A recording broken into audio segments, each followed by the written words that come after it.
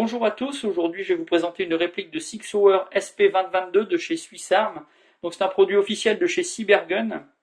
Cette réplique elle fonctionne avec des cartouches de CO2.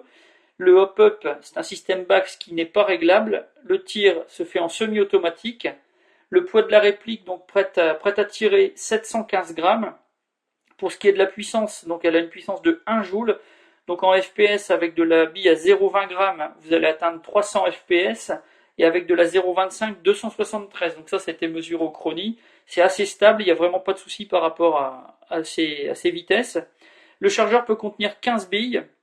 Donc comme l'arme originale, 15 cartouches dans le chargeur original. Et là, la réplique, elle a exactement la même capacité dans le chargeur. Donc comme vous voyez, donc une boîte une boîte cartonnée, toute simple, mais de bonne qualité. C'est un carton assez résistant. Ça reprend les illustrations habituelles, ça représente la réplique qu'on va trouver à l'intérieur, toutes les données techniques que le constructeur précise déjà sur sa boîte. Et donc en ouvrant, vous allez trouver à l'intérieur donc la réplique, son chargeur, la notice, et puis une poignée de billes, et puis également un outil.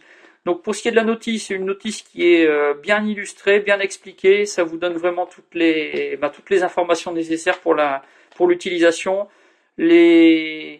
les petites informations de sécurité, faut pas se tirer dans l'œil, faut pas tirer sur les animaux, tout ce qu'on trouve habituellement sur les notices de réplique. Également une poignée de billes qui ont déjà été utilisées. Donc pour ce qui est du chargeur, comme vous voyez, il est déjà provisionné. Pour l'approvisionnement, tout à fait simple, on baisse la planchette élévatrice, on la maintient en position basse et on rentre les billes par la petite ouverture, le petit orifice de sortie, ça rentre tout seul, ça se met, un chargement droit, les billes ne se mettent pas en quinconce. Donc c'est vraiment nickel. Le chargeur est pas très réaliste par rapport à l'autre réplique que j'avais présentée. Là on a un chargeur, il y a les rayures sur le côté, classique. Il n'y a pas d'indicateur de chargement, les ont vraiment fait au plus simple. Donc également une clé Allen, ça va être pour démonter le bouchon qui permet de placer les cartouches de CO2 à l'intérieur du chargeur. Et enfin donc la réplique. Donc pour ce qui est du changement de cartouche, on utilise la clé Allen, on dévisse le bouchon qui est au talon du chargeur, on enlève le bouchon, on met la cartouche, on remet le bouchon, on serre, la cartouche se percute et là le chargeur est opérationnel. Quand on percute la cartouche, quand on l'insère, qu'on a tout refermé, quand elle se met en pression, quand elle s'ouvre en fait, il peut y avoir un petit dégazage de sécurité. Donc là on peut avoir l'impression qu'il y a une fuite ou que c'est mal serré. Ça peut être le dégazage de sécurité, c'est tout à fait normal au départ. Si vous remettez un coup de clé de trop, ça risque d'abîmer les joints et là vous avez un chargeur qui va du coup fuir. Donc là ça peut poser problème. Là-dessus c'est bien précisé dans la notice, faut faire attention à ça, faut serrer mais faut pas serrer excessivement. Pour ce qui est du chargeur, avec une cartouche de gaz, vous allez pouvoir tirer environ 195 billes, donc à une température extérieure de 18 degrés.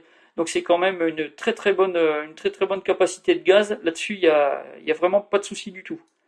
Pour ce qui est de la réplique, donc c'est une réplique avec une culasse fixe. Elle est vraiment très très précise. On atteint des portées qui peuvent aller jusqu'à 40 mètres relativement facilement. Donc là-dessus, vraiment très très bien. Donc une réplique qui visuellement ressemble au modèle original du SIG Pro 2022. Des petites différences quand même. Donc sur l'aspect général, on a une carcasse qui est en polymère, comme sur le vrai, et une culasse qui est métallique. Donc là-dessus, on a quelque chose qui est vraiment proche de l'original. Par contre, il y a des petites différences. Sur le dessous, ici, normalement, c'est une pastille qui est métallique avec un numéro de série. Là c'est juste dessiné, il y a juste l'emplacement qui est gravé, mais c'est tout. Les marquages, Made in Taiwan. Ici, le marquage, c'est juste de la peinture. Qu'est-ce qu'on a encore? De l'autre côté, alors là, de l'autre côté, c'est pareil. C'est un produit Swiss Arm vendu sous licence Cybergun, et là, on a un marquage KWC. Donc là, il y a une petite incompatibilité. Donc ça s'explique tout simplement par le fait que c'est un repack, tout simplement.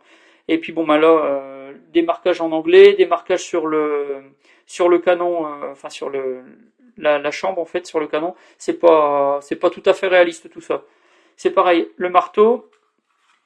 Donc le marteau qui ne tient pas à l'armée, de ce côté-ci c'est plein, et en fait c'est une pièce qui est moulée, qui est creuse. Donc ça c'est une petite différence aussi par rapport au modèle original.